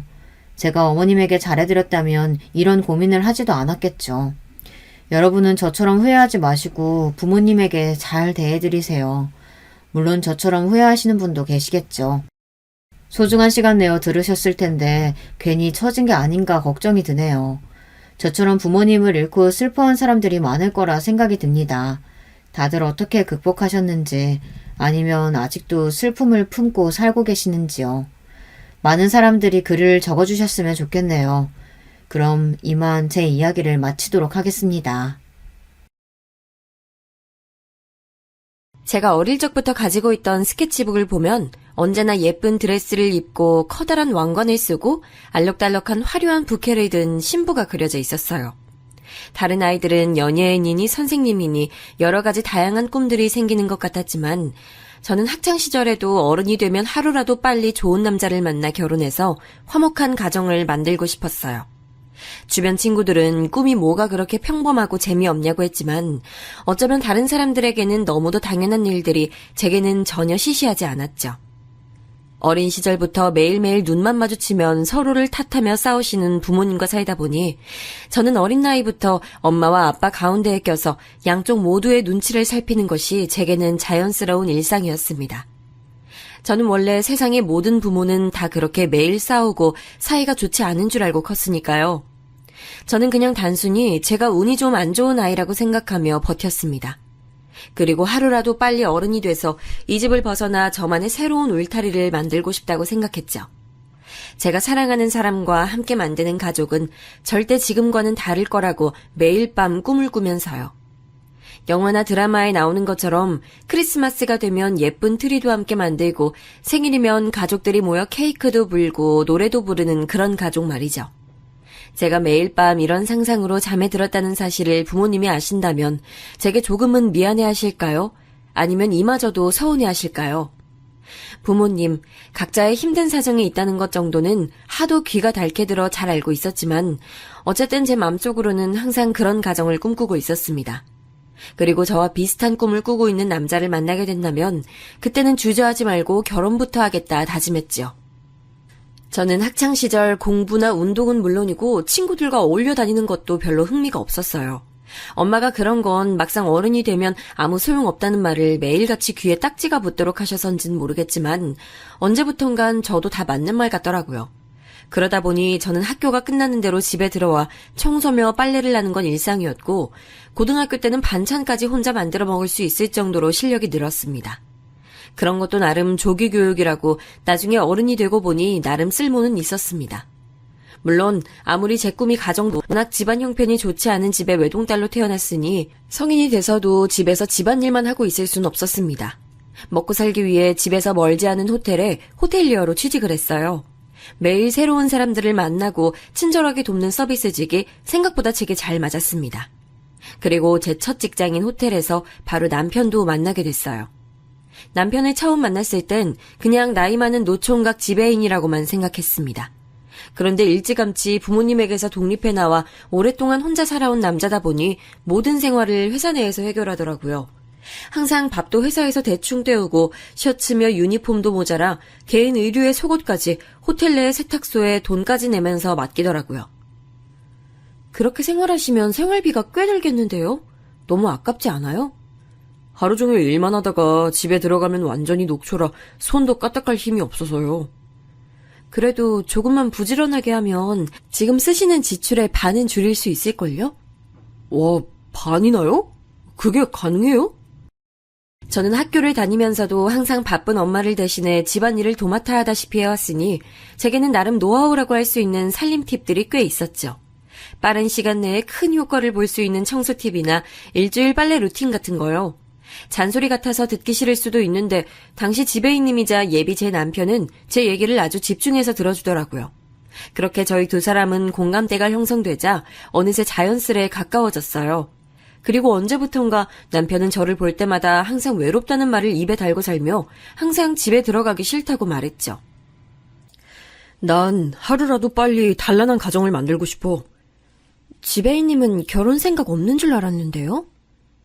주변에서 들어오는 소개팅이나 선도 다 마다하시고 항상 일만 열심히 하시길래 결혼 생각은 아예 없으신가 보다라고 생각했던 지배인님이 한 회식 자리에서 우연히 하신 말에 저는 의외다 싶었습니다. 퇴근하고 집에 들어갔는데 집은 딱 깨끗하게 정돈되어 있고 맛있는 찌개 냄새가 솔솔 나면 얼마나 행복하겠어. 애들이 아빠 하면서 달려오면 완전 최고지. 그게 뭐예요? 밥 해주고 청소해줄 여자가 필요해서 결혼하고 싶으신 거예요? 에이, 꼭 그런 뜻이 아니라 난 아무리 해보려고 노력해도 집안일이 너무 어렵더라고. 가족을 위해 매일 헌신하는 가정주부들, 난 진짜 존경한다니까? 그런 다정한 여자랑 결혼하고 싶은 거지. 다른 여자 직원들은 지배인님의 말이 이해가 되지 않는다고 했지만 전 어쩐지 그 말에 공감이 됐습니다. 저도 단란하고 안정적인 가정을 만들기 위해서는 부모가 각자의 자리에서 각자의 역할에 충실해야 한다고 항상 생각하고 있었으니까요. 저는 어쩐지 그날 이후로 지배인님에게 더 마음이 갔습니다. 그래서 저는 제 호감을 적극적으로 표시하고 싶다는 생각에 실력을 발휘해 매일 도시락을 만들었어요. 그리고는 회사 점심시간에 종종 함께 나눠 먹곤 했습니다. 그렇게 사소한 도시락 하나로 시작된 저희 두 사람은 어느새 연애를 시작했습니다. 남자친구의 나이도 적지 않았으니 저희는 자연스레 결혼 이야기를 하게 되더라고요. 그러다 남자친구의 어머니께서 오랫동안 암으로 고생하셨다가 몇 년 전 기적적으로 완치가 되어 몇 개월에 한 번씩 서울 병원에 검사를 하러 오시는데 안 그래도 저에 대해 너무 궁금해하신다며 이번에 올라오시면 한번 인사를 드리는 게 어떻겠냐고 제 의사를 묻더라고요. 저는 당연히 그러겠다고 했고 남자친구의 부모님이 병원 검사를 받고 나오실 때쯤 병원으로 모시러 가 함께 식사를 했습니다. 저를 반갑게 맞이해 주신 어머님과 아버님은 인상이 너무나도 좋으셨습니다. 그리고 오랫동안 투병을 해오셨다고 하기엔 너무나도 밝아 보이셨죠. 그리고 저희 부모님과는 너무도 다르게 두 분 사이가 좋아 보이셨어요. 지금까지 제가 꿈꿔왔던 바로 그런 가족의 모습이었어요. 아무래도 가장 힘든 시기를 가족이 함께 똘똘 뭉쳐 잘 헤쳐나가서인 것 같았어요. 저는 식사를 하는 내내 마음이 너무 좋았습니다. 남자친구의 훌륭한 성품도 다 부모님을 닮아 그런 것이라는 생각에 이 남자에 대한 확신이 섰죠. 그렇게 저는 10살이 넘는 나이 차이를 무릅쓰고라도 남자친구와 결혼을 하겠다 마음을 먹었습니다. 하지만 저희 부모님께서는 지금이야 젊고 된통 콩깍지가 씌어서 모르겠지만 몇 년 살다 보면 분명 후회하게 될 거라며 결혼을 반대하셨어요. 하지만 그렇게 제 남자친구를 마음에 들어 하지 않으셨던 저희 부모님께서는 제 남자친구가 결혼 허락을 받기 위해 인사를 오던 날 남자친구의 아버님께서 증조부에게 물려받은 땅과 건물이 꽤 있으시다는 말 한마디에 바로 말을 바꾸셨습니다. 처음엔 외아들인 것도 마음에 걸린다고 하셨으면서 이제는 외동아들인 게 더 마음에 드신다네요. 그리고 곧바로 진행된 상견례 자리에서 저희 예비 시부모님께 하신 말씀에 저희 부모님은 너무 좋아 입이 쩍 벌어지셨어요. 저희가 결혼을 하게 되면 곧바로 호텔 근처에 아들 명의로 아파트도 사주시고 가지고 계신 오피스텔 중 하나를 제게 결혼 선물로 주시겠다고 하셨습니다. 당연히 저는 부담이 돼서 거절하려고 했지만 어차피 나중에 다 주게 될 것을 미리 주는 것뿐이니 어른들의 성의를 거절하지 말라고 하셨죠. 그렇게 저는 25, 꽃다운 나이에 결혼식을 올렸습니다. 꿈에도 없던 40평대 아파트와 서울 중심가의 떡하니 위치한 오피스텔까지 갖게 되면서 말이죠. 그렇게 저는 제가 꿈꿔왔던 행복한 결혼 생활에 푹 빠진 채 매일매일 즐겁게 보내고 있었습니다. 그러던 어느 날이었어요. 마침 남편과 제가 둘 다 쉬는 날이라 늦게까지 늦잠을 자려고 알람도 맞추질 않은 채 잠을 자고 있는데 아직 해도 뜨질 않은 이른 시간에 누군가 저희 집 초인종을 누르더라고요. 누구세... 엄마? 화면에 비친 얼굴은 다름 아닌 저희 엄마였습니다.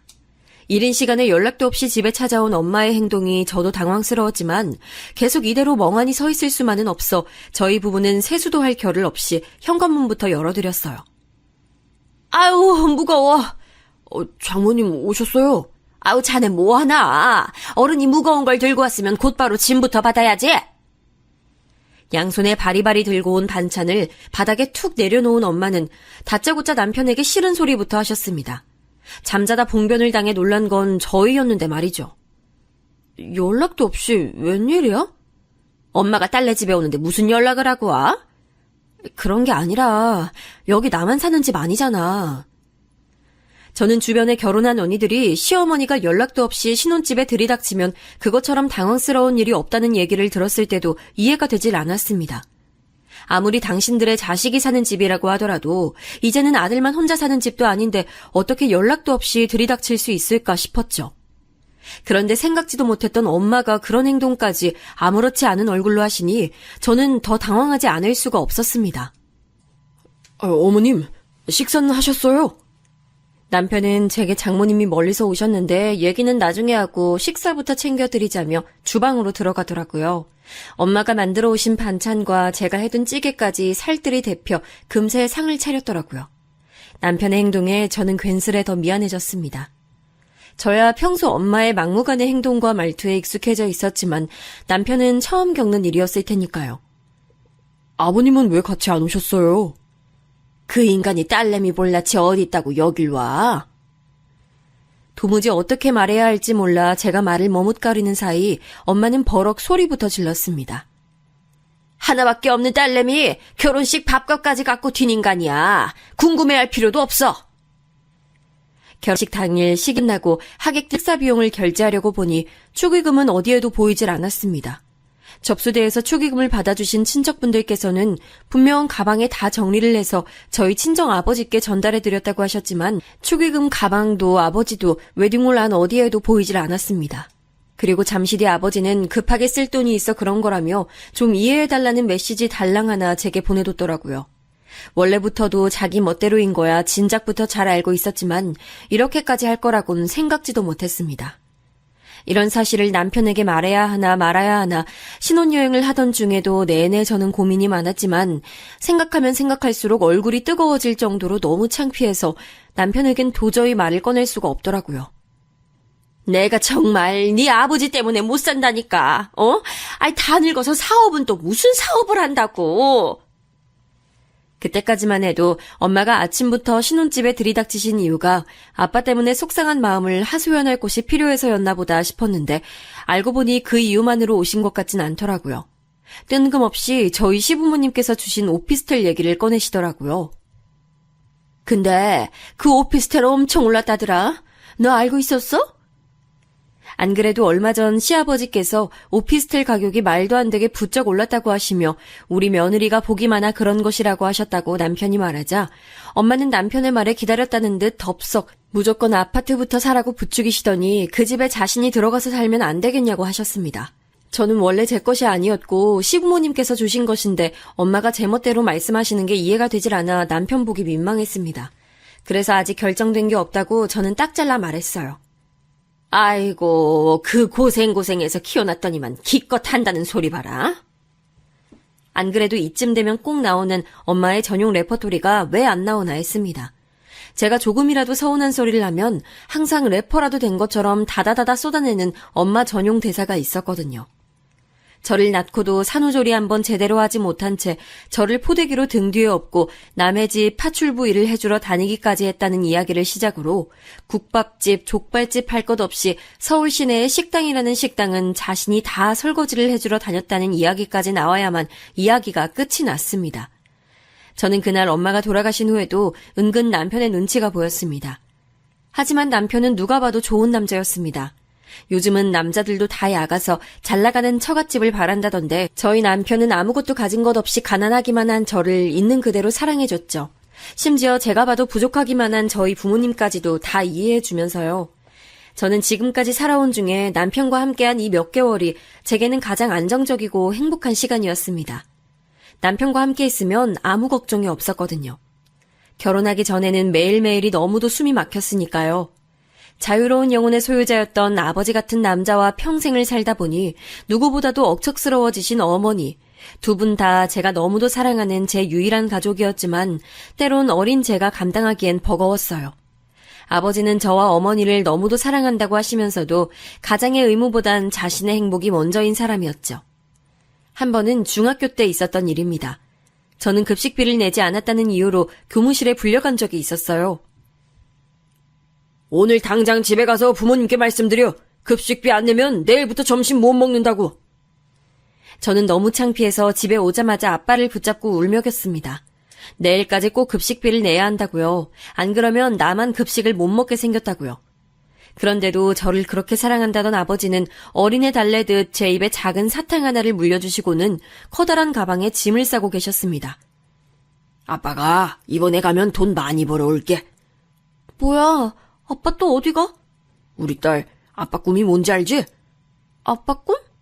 비행기 타는 거? 그래, 우리 딸도 미국 알지?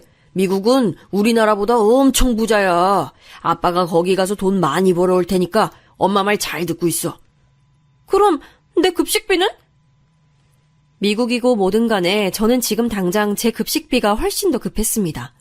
당시에도 몇만 원밖에 하지 않던 급식비도 주지 못하는 아빠라는 사람이 도대체 그 먼 미국까지 가서 무슨 돈을 벌겠다는 것인지 그 어린 나이에도 저는 말이 되지 않는다고 생각했습니다.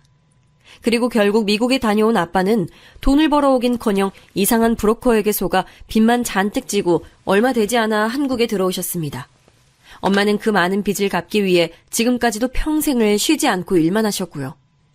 해주는 것도 없이 매일 걱정하지 말아라, 금방 다 잘 될 거다라는 식의 말만 대충 하고는 항상 도망치듯 사라져버리는 아빠를 엄마가 충분히 욕할 만하다고 생각했어요. 남편은 제가 한 번씩 제 어릴 적 얘기를 들려주면 제게 고생이 많다며 저를 꼭 안아주곤 했습니다. 그리고는 앞으로는 평생 행복하기만 해주겠다는 말도 해줬죠. 그런 말을 들을 때마다 저는 마음에 잔뜩 쌓여있던 울분이 가라앉는 느낌이 들곤 했어요. 그리고 저도 남편에게 그런 좋은 아내가 되어주기로 마음먹곤 했죠. 저희 부모님처럼 서로 원망만 하는 부부가 아닌 서로를 위해 힘이 되어줄 수 있는 부부가 되기로요. 그런데 또다시 일이 제가 원하지 않는 방향으로 흐르고 있었습니다. 남편이 물론 편하게 자주 들르라곤 했지만 언제부턴가 엄마는 시도 때도 없이 저희 집에 연락도 없이 들리곤 했습니다. 그리곤 그냥 왔다만 가시는 게 아니라 올 때마다 옛날에 저와 함께 살던 때처럼 제 살림에 대해 쉬지 않고 잔소리하셨고 시키지도 않은 집안일을 자꾸만 차지하셨어요. 너는 나 없으면 어떡하려고 그래? 이야기의 끝은 항상 이런 식이었습니다. 엄마가 안 왔으면 어쩔 뻔했냐, 넌 아직도 이걸 모르냐 등등. 이제는 그때의 어린아이가 아닌데도 엄마는 자꾸만 제가 결혼을 해서 남편과 함께 살고 있다는 사실을 잊고 계신 것처럼 저희 부부의 사생활을 전혀 존중해주지 않으셨어요. 남편은 아마도 항상 옆에 있던 딸이 하루아침에 집에서 나가 살게 돼 많이 외로워하시는 것처럼 보인다고 했지만 저는 정신적으로 너무 많이 힘들었습니다. 피임은 알아서 잘하고 있지? 저는 뜨거운 커피를 마시다 순간 놀라 커피를 뿜을 뻔했습니다. 아무리 걱정이 돼도 사위가 있는 자리에서 피임 얘기까지 꺼낸다니요. 저는 지금까지 입는 거, 먹는 거, 심지어 교우관계까지도 엄마의 사고방식대로 모두 다 따라주었습니다. 엄마의 말대로 평생 저와 아버지 때문에 고생하시며 사신 것에 대한 저 나름대로의 작은 보답이기도 했고, 한편으로는 그래야만 엄마와 다투지 않고 평화롭게 지낼 수 있었으니 그런 척하고 넘어간 것들도 많았습니다. 하지만 이제는 저 혼자만의 일이 아니었으니 달라져야 했어요. 앞으로의 미래에 대해서는 저와 제 남편이 계획한 대로 만들어가고 싶었지요. 오피스텔은 아직 안 팔았어? 엄마, 그건 우리가 알아서 할게. 아이고 답답하. 지금이야 김서방이 나한테 용돈도 주고 그러지만 앞으로 애 생기고 나이 들면 장모 신경이나 쓸 것 같아? 김서방 그런 사람 아니야. 엄마를 얼마나 위하는데. 엄마가 항상 말했지. 남자 믿지 말라니까. 나중에 내가 수종 못 쓰면 장모라고 김서방이 나 모시고 살 거 아니잖아. 요양원이라도 들어가려면 네 수중에 돈이 있어야지. 엄마는 무슨 그런 무서운 말을 해. 어릴 적부터 아버지라는 사람은 가장이랍시고 말만 번지르르 했지 저와 엄마를 전혀 부양하지 않았으니 저와 엄마는 언제나 둘뿐이었습니다. 매일 붙으면 싸우기만 했어도 결국은 서로에게 서로밖에 없었으니 언제나 서로를 의지할 수밖에 없었죠. 매번 최악의 상황을 상상하며 억척스럽게 말하는 엄마에게 화가 날 때도 있었지만 엄마가 홀로 요양원 같은 곳에서 늙어간다는 건 상상만으로도 마음이 아팠습니다. 하지만 이제 저도 성인이니 몸만 독립하는 것이 아니라 정신적으로도 엄마에게서 완벽하게 독립해 남편을 믿고 의지하며 살아보려고 했습니다. 하지만 무언가 결정해야 할 일들이 생기면 자꾸만 엄마의 목소리가 제 귀에 들리는 것 같았어요. 한 번은 이런 일도 있었습니다. 남편의 친한 직장 동료 한 분이 다니던 호텔을 그만두고 새로 식당을 개업하는데 남편에게 투자를 하라고 했답니다.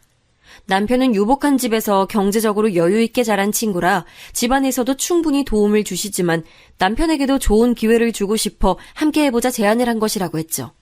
남편은 지금 당장 직장을 그만두겠다는 것도 아니었고 자신이 총각 때부터 모아둔 돈과 퇴직금을 미리 좀 당겨받아 투자하고 싶다고 했습니다. 저는 마음으로는 남편의 생각을 충분히 응원해주고 싶었고 도움도 주고 싶었지만 어쩐지 머릿속엔 자꾸만 엄마의 말이 정신없이 돌아다녔습니다. 그리고 굳이 알리지 않아도 될 일이었는데 저는 어느새 엄마에게 고민을 토로하며 조언을 구하고 있었어요. 돈도 어차피 다 김서방 돈인데 내가 이래라 저래라 하는 건 웃기겠지? 어차피 다 김서방 돈이라는 게 어딨어. 결혼했으면 무조건 다 공동이지. 그래도 저렇게 하고 싶어 하는데. 또 답답한 소리. 월급 꼬박꼬박 나오는 월급쟁이가 최고야. 무조건 좋은 자리라고 하면서 투자하라는 친구 말은 절대 듣는 게 아니야. 아버지가 워낙 제대로 된 직장에도 다니신 적이 없었고 귀가 얇아 주변 친구들과 어울려 다니며 돈을 날린 게 한두 번도 아니었으니 엄마는 그렇게 생각하실 수밖에 없다는 건 저도 충분히 알고 있었습니다. 저희 아버지와 제 남편은 물론 다른 사람이었고요. 하지만 제 스스로도 이해하기 힘들 정도로 저는 결국 엄마의 말에 따라 움직이게 되더라고요. 저는 남편에게 아무래도 퇴직금까지 당겨서 쓸 정도로 안정적인 투자 같지 않다는 이유 같지 않은 이유를 대며 남편을 말렸습니다. 남편은 제 말대로 하기야 했지만 실망한 기색이 역력했죠. 결혼 초반에는 남편도 다른 모녀지간처럼 평범하지만은 않은 저와 엄마의 관계를 많이 이해해주려 노력하는 것 같아 보였어요. 오히려 저희 엄마뿐만이 아니라 아버지에게까지 더 살갑게 굴며 가까워지려고 노력했죠. 하지만 남편의 생각과는 달리 저희 부모님은 그런 남편의 호의를 이용했어요. 남편은 결혼 후에도 저와 같은 직장에 다니기는 서로 곤란할 수 있다면서 다른 호텔로 직장을 옮겼어요. 평소 이직 준비를 열심히 해온 만큼 남편은 그전에 다니던 호텔보다 훨씬 더 고급 호텔로 이직을 했죠. 저는 역시나 제가 존경할 만한 남자다 싶었습니다. 그런데 남편이 이직을 한 지 한 달도 되지 않은 어느 저녁이었어요. 퇴근을 하고 돌아온 남편의 얼굴이 어딘가 어두워 보였습니다. 저는 무슨 일인지 걱정돼 남편에게 오늘 무슨 일이 있었는지 물었죠. 장인어른께서 오늘 호텔로 오셨어. 뭐? 아빠가? 축의금을 들고 사라진 이후로 딸과 아내가 잘 살곤 있는지 한 번 연락도 없었던 아버지가 도대체 어떻게 알았는지 남편의 호텔로 찾아간 것이었어요. 장인어른 하시는 일에 투자해 주시는 분들이라면서 사람들을 잔뜩 데리고 오셨더라. 호텔에 사람들을 데리고 왔다고? 아버지의 사업체에 투자를 해주기로 한 사람들이라면서 우르르 데리고 와 남편을 불러 인사까지 시켰답니다. 사위가 이렇게 큰 호텔 지배인으로 있는데 자신이 속이겠냐면서 마치 남편을 보증이라도 세우는 것처럼요. 거기다가 호텔 뷔페에서 식사까지 하시고는 계산을 모두 다 남편에게 시켰답니다. 저는 정말이지 얼굴이 뜨거워서 고개를 들 수가 없었습니다. 언제나 처갓집 일이라면 모두 다 이해하고 넘어가주던 남편이었지만 이번 일은 남편도 기분이 많이 상한 것처럼 보였죠. 그런데 하필이면 그날 저녁 저희 엄마까지 집에 오셨더라고요. 처음엔 아버지가 남편 호텔까지 찾아간 것 때문에 오셨나 싶었는데 그것 때문이 아니었어요. 내가 웬만하면 알아서 해보려고 했는데. 왜 엄마, 무슨 일 있어? 엎친 데 덮친 격이라는 말이 바로 이럴 때 쓰는 말일까요? 안 그래도 아버지 때문에 남편 눈치를 보고 있던 차였는데 한참을 말을 머뭇거리다 꺼낸 엄마의 이야기에 저는 다시 얼굴이 붉어졌습니다. 제가 결혼 전에 엄마와 살던 집은 전세였습니다. 사실 그 전세금 정도면 크진 않아도 세 식구 살기에는 충분한 빌라 정도는 살 수 있는 돈이었는데 엄마는 굳이 아파트를 고수하며 10평대 아파트를 전세로 살고 계셨습니다. 그런데 이번에도 집주인이 전세 보증금을 2천이나 올려달라고 한 것이었죠. 전에는 제가 직장 담보로 대출을 받아 올려주기라도 했었는데 이제는 제가 분가를 내 나왔으니 엄마가 식당에서 일해본 돈을 가지고는 보증금을 올려주기에는 턱없이 부족한 게 당연했습니다. 그리고는 엄마는 또 제 오피스텔 얘기를 꺼내셨어요. 바짝 올랐을 때 팔아야 하지 않겠냐면서요. 저는 도무지 남편 볼낯이 없어 우선 급하게 엄마를 돌려보냈습니다. 장인어른께서는 투자자들까지 데리고 호텔 뷔페까지 드시러 다닐 정도인데 어머님은 보증금도 없으신 거야? 아빠는 원래 우리가 어떻게 사는지 관심도 없어. 어머님도 대단하시네. 지금까지 이혼도 안 하시고 사신 거 보면. 남편의 말 한마디 한마디가 제 가슴에 꼭꼭 박혔습니다. 저를 이런 식으로 대한 적은 단 한 번도 없었는데 남편도 역시나 마음이 많이 상한 것 같았습니다. 어머님 집 전세금 이번엔 내가 도와드릴게. 하지만 조건이 있어. 남편이 말한 조건은 바로 오피스텔을 정리하는 일이었습니다. 앞으로 아이도 갖게 될 테고 우리 상황에서 아이를 낳으면 천상 제가 일을 그만둬야 하는데 그때를 대비해 투자 명목으로 오피스텔을 팔아 작은 평수라도 아파트를 사서 갖고 있자는 것이었습니다. 명의는 당연히 제 명의로 할 테니 처갓집에는 얘기하지 말라는 것이었죠. 물론 저도 남편 마음을 모르는 건 아니었지만 그래도 저는 엄마에게 비밀로까지 해야 한다는 게 뭔가 찝찝해서 오피스텔도 충분히 오르고 있는데 굳이 팔아야 하냐고 물었습니다. 그러자 남편은 안 그래도 시아버지께서 이제 오피스텔은 오를 만큼 다 올랐으니 앞으로 투자 가치가 좋은 아파트를 미리 봐놓으셨다며 그쪽으로 갈아타라고 하셨답니다. 만약 부족한 부분이 있으면 언제든 도와주겠다고 하셨다면서요. 더 이상 저는 남편에게 토를 달 수가 없었습니다. 역시나 시부모님은 저희 부모님과 모든 면에서 달랐으니까요. 저희 부모님은 사위가 좋은 호텔에 취직을 하면 축하한다는 말보다도 어떻게 하면 비싼 뷔페나 얻어먹을까 하는 생각을 하거나 사돈댁에서 딸에게 결혼 선물로 준 오피스텔마저 호시탐탐 노리고 있는데 시부모님은 지금까지도 충분히 많은 것들을 해주시고도 언제나 자식에게 뭐가 이로울지 생각하시고 어떻게든 도움을 주시려 하셨으니까요. 미안해요. 결혼 전에는 그래도 내가 있어서 좀 나았는데 이제는 엄마 혼자 다 해결하려고 하니까 아무래도 힘드신가 봐. 이건 뭐 꼭 내가 당신을 뺏어오기라도 한 것 같네. 언제나 제 곁에서 커다란 버팀목이 되어줄 것만 같았던 남편마저 어머님이 얼마나 힘드시면 여기까지 찾아오셨겠냐 말은 그렇게 하면서도 얼굴에는 불편한 기색이 역력했습니다. 저는 자꾸만 화가 끌어올라 결국 참지 못하고 다음날 곧바로 엄마를 찾아갔죠. 제게 따로 이야기하면 될 걸 뭐하러 결혼한 지 얼마 되지도 않은 사위가 있는 앞에서 굳이 그런 얘기까지 하느냐고 따져 물었어요. 그런데 엄마는 평소 그렇게 아버지 욕을 달고 사셨으면서 점점 닮아가는 것인지 갑자기 뻔뻔하게 굴기 시작했습니다.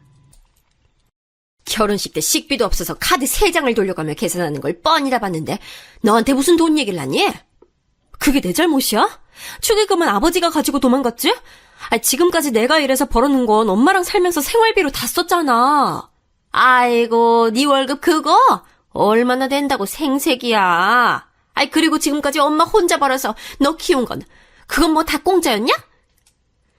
저는 너무 기가 막혀서 아무리 그래도 어떻게 사위에게 보증금 얘기도 모자라서 자꾸만 부모님께서 주신 재산을 팔아라 말아라 간섭을 하느냐고 쏘아붙였습니다.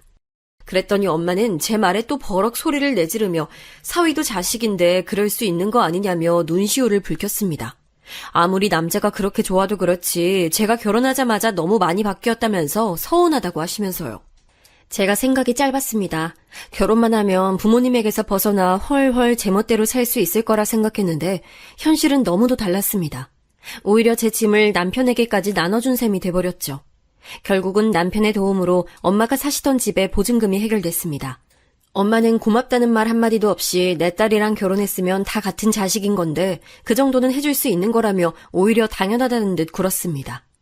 그때까지만 해도 친정집 상황을 남편이 아예 모르고 결혼을 한 것도 아니었으니 어느 정도는 예상하고 있었겠다 싶으면서도 저는 자꾸만 마음이 무거웠죠.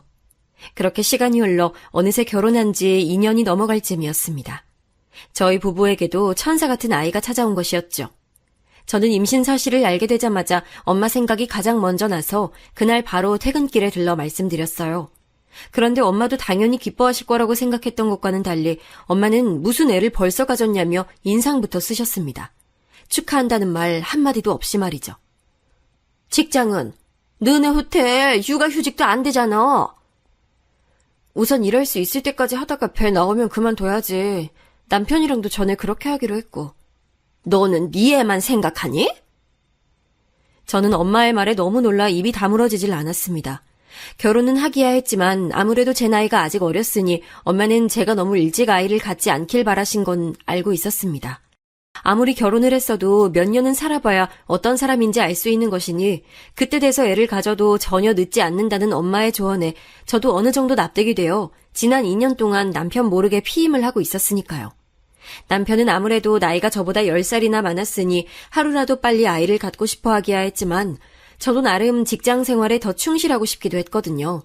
그런데 이제는 남편이 얼마나 저를 위해 헌신적인 사람인지도 알았고 한 살이라도 젊을 때 아이를 키우는 것이 좋을 것 같아 제 나름대로는 계획하에 한 임신이었습니다. 그런데 엄마는 아직도 제가 믿업지 않으신지 임신 사실이 전혀 기쁘지 않으신 것 같았어요. 그리고는 어릴 때 덥석 애부터 가져서 지금까지 고생하는 엄마를 보고도 너는 그렇게 애가 갖고 싶었냐는 말로 시작해 네 창창한 미래도 이제 끝이라는 말로 사람 가슴에 쿡쿡 못을 박더군요. 저는 엄마와 나는 다르고 아빠와 김서방은 전혀 다르다라는 말이 목구멍까지 올라왔지만 차마 하지 못했습니다. 평생 고생만 해오신 엄마의 마음을 제가 가장 잘 알고 있었으니까요. 혹시나 아이 때문에 제가 하고 싶은 것들을 누리지 못하고 살까 엄마는 걱정하시는 걸 테니까요. 그런데 제 예상은 또 빗나가고 말았습니다. 제가 임신을 하고 돌아온 첫 명절날의 일이었습니다.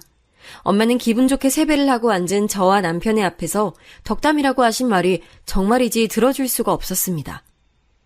너 일 그만둬도 지금까지 나한테 주던 용돈은 그대로 줘야 돼. 네가 못 주면 당연히 김서방이 알아서 챙겨줘야 되고. 용돈이요?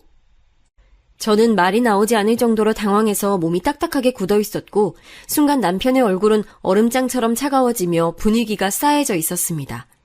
사실 저는 남편에게 말하지 않은 비밀이 또 있었습니다. 결혼 이후에도 남편 모르게 어머니에게 생활비를 따로 드리고 있었어요.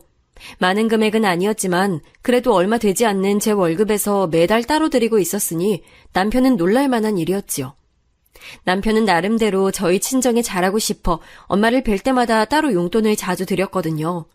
반면 결혼 전부터 저희에게 많은 도움을 주셨던 시댁에서는 용돈은커녕 멀다는 이유로 자주 찾아뵙지도 못하고 있었으니 충분히 남편은 속상할 만한 일이었습니다. 저도 처음부터 남편을 속일 생각은 아니었습니다. 당연히 저도 결혼을 해서 독립했으니 그 전처럼 친정에 할 수 없다는 걸 저도 잘 알고 있었어요. 그런데 엄마는 결혼 전만큼은 아니어도 자식으로서의 도리는 당연히 해야 한다면서 식을 올린 그달부터 금액을 정해 제게 생활비를 보내라고 하시더라고요. 저도 처음엔 고민이 많았습니다. 이게 맞는 일인가 싶어서요. 하지만 결혼 전에는 저와 엄마 둘이 함께 번 돈을 가지고 생활하시던 엄마가 아무래도 생활비가 줄어들었으니 힘든 게 당연하다 싶었어요. 저도 물론 남편 몰래 계속 드릴 수는 없다는 걸 알고 있었고 제가 아이를 갖게 되면 어머니에게도 잘 얘기 드릴 생각이었습니다. 하지만 제 모든 얘기가 남편의 입장에선 변명으로밖에 들리지 않는 건 당연한 일이었죠. 그날 이후 남편은 제게 실망이 이만저만이 아닌 것 같았어요. 돈 얘기만 나오면 까칠하게 굴었죠. 제 월급은 제 맘대로 다 쓰면서 자신이 번 돈도 모자라 결혼 전에 모아둔 돈까지 왜 자기 마음대로 쓰지도 못하게 하냐면서 화를 내더라고요. 그게 어떻게 같아. 자기 부모님은 두 분이 워낙 사이가 좋으시니까 모르겠지만 우리 부모님은 달라. 여자 혼자 아이 키우는 게 얼마나 힘드셨겠어. 지금 그걸 말이라고 하는 거야? 저도 제 말이 타당하지 않다는 건 누구보다 잘 알고 있었습니다. 더군다나 제가 가장 사랑하는 남편에게 저희 엄마처럼 말하고 싶지는 않았죠. 그런데 정말 어떻게 된 일일까요? 핏줄이라는 건 정말 어쩔 수 없는 걸까요? 저는 어느새 제가 그토록 싫어했던 저희 엄마가 하던 대로 그대로 남편에게 행동하고 있었습니다. 그러자 남편은 저와 말이 통하지 않는다고 생각했는지 언제부턴가 항상 할 말이 없다는 듯 저와 함께하는 자리를 피했고 제게 생활비도 일절 주지 않았습니다. 나 회사에 얘기했어. 뭐라니? 내 배를 보면 몰라? 나 벌써 임신 8개월이야. 이번 달까지만 일하고 그만두기로 했어. 저도 지은 죄가 있으니 웬만해선 남편의 마음이 풀릴 때까지 잠자코 기다려보려고 했지만 배는 점점 불어오고 회사에는 눈치가 보이니 도저히 가만히 있을 수만은 없겠더라고요. 그런데 남편은 힘들어서 회사도 그만둬야겠으니 생활비에 장모님 생활비까지 이제 나더러 달라는 거냐며 제 말을 베베꼬아 자기가 듣고 싶은 대로 듣더라고요. 저는 임신을 하게 되면 회사는 그만두기로 이미 전부터 함께 정한 문제가 아니냐고 따져 물었지만 남편은 이제 제 모든 게 마음에 들지 않는 것처럼 보였어요. 그거야. 당신이 그렇게 음흉한 여잔지 몰랐을 때 얘기지. 음흉한 여자? 제가 그토록 염려했던 일이 저희 부부에게도 벌어지고야 말았습니다. 저와 남편, 우리 부부도 결국 저희 부모님처럼 어느새 냉랭해져 있었죠. 한 집에 함께 살고야 있었지만 남편은 제 눈도 마주치질 않았고 집에는 밤늦게 들어와 정말 잠만 자고 출근을 했습니다. 쉬는 날이면 뭐가 그렇게 바쁜지 아침 일찍 나가 역시나 늦은 밤이 돼서야 돌아왔어요. 처음엔 이게 다 제 잘못이라고만 생각했지만 남편의 무관심이 길어지면 길어질수록 저도 참기 힘들더라고요. 제가 돈이 많아서 친정에 매달 몇백만 원씩 갖다 바친 것도 아니고 제가 쓸 돈 아껴서 그래봐야 제 한 달 용돈도 안 되는 정도의 금액이었는데 제가 그렇게까지 잘못한 건가 싶더라고요. 그래도 곧 있으면 아이도 태어나니 남편도 막상 아이가 생기면 다시 전처럼 저를 대해줄 거라는 기대감이 남아있었습니다. 하지만 딸아이가 태어나서도 남편은 여전히 냉랭했습니다. 아이를 사랑하고 돌보는 일이야 최선을 다했지만 제게는 무심하게 굴었죠. 안 그래도 하루 종일 혼자 집에서 아이만 돌보는 일에 점점 지쳐가고 있었는데 남편에게조차 인정받지 못하고 위로받지 못하고 있으니 아무런 의욕도 생기질 않았어요. 저는 점점 집안일도 하지 않고 남편 식사도 챙겨주지 않았습니다. 물론 하고 싶은 마음도 없었지만 제가 남편에게 할 수 있는 최소한의 시위였죠. 그랬더니 어느 날 밤 남편이 제게 얘기를 하자고 하더라고요. 그러더니 잠도 제대로 자지 못하고 씻지도 못해 엉망이 된 제 앞에서 이혼 서류를 떡하니 내밀었습니다. 이까진 일로 지금 이혼하자는 거야? 이까진 일? 이건 사기 결혼이나 다름이 없어. 저는 남편의 달라진 모습에 도저히 어떻게 해야 할지 판단이 서질 않았습니다. 제가 생각했던 행복은 아주 사소한 것이었습니다. 저만 바라보고 사랑해주는 사람과 오순도순 서로를 위하고 힘이 돼주면서 오랫동안 함께하는 것이었죠. 그런데 남들에게는 너무도 당연하고 쉬워 보이기만 하는 그 일이 왜 저에게만은 허락되지 않는 걸까요? 그리고 며칠 뒤 무슨 일인지 저희 아버지에게서 웬일로 전화가 왔습니다. 잘 지내냐고 물으시며 벌써 손녀가 태어난 지도 100일이 지났는데 이제서야 제 몸은 좀 어떤지 물으시더라고요. 저는 그래도 오랜만에 아버지 목소리를 들으니 하루 종일 우울했던 마음이 좀 가라앉는 것 같아 오랜만에 아버지에게 이런저런 얘기를 하며 아이 키우는 게 이렇게 힘든 줄 몰랐다며 투정도 부렸습니다. 그리고 아버지에게 아이 사진도 잔뜩 보내드렸죠. 그러자 아버지는 이렇게 못난 아비가 나왔는데도 그래도 제가 잘 자라줘서 고맙다고 하시며 김서방에게 잘하라고 하시더라고요.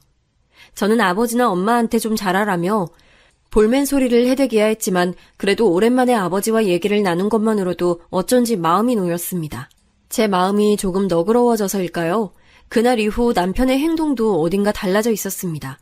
이혼 얘기도 꺼내지 않을 뿐더러 집에도 일찍 들어와 제 걱정도 해주더라고요. 저는 부부싸움은 칼로 물베기라고 했으니 저희도 위기를 잘 넘겼나 보다 싶어 마음을 좀 놓고 있었습니다. 그리고 이제 이 이상은 제가 상처받을 일이라고는 없을 줄 알았죠. 그런데 아주 제 가슴에 대못을 박아버릴 만한 사건이 저를 기다리고 있었습니다. 갑자기 집에 찾아오신 엄마가 다급한 목소리로 김서방을 찾아댔습니다. 제가 아직 남편이 들어오지 않았다고 하자 엄마는 큰일 났다며 바닥에 주저앉아 울먹거리셨어요. 왜 그래? 무슨 일인데? 네 아버지 또 사고 쳤어. 저는 아버지가 어디 사고치는 게 하루 이틀 일이냐 애써 너스레를 떨었지만 어쩐지 엄마의 표정이 이번 일은 분명 심상치 않아 보였습니다. 아버지는 제멋대로 사업을 벌여놓은 것도 모자라서 주변 사람들한테 투자 목적으로 받은 돈까지 다 날리게 되자 결국은 사채까지 손을 벌려 엄마가 일하는 식당까지 웬 깡패 같은 놈들이 들이닥쳤답니다. 아빠는 지금 어디 있는데?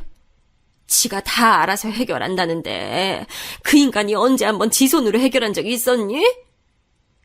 자신이 다 알아서 책임진다는 말도 안 되는 큰 소리는 쳐놓고 아버지는 연락도 받지 않고 있다며 엄마는 노발대발하셨습니다. 앞으로 어떻게 하냐면서요. 저는 제품에 새근새근 잠들어 있는 딸아이의 얼굴을 가만히 들여다보았습니다. 도대체 이 일을 어떻게 해야 할지 몰라서요.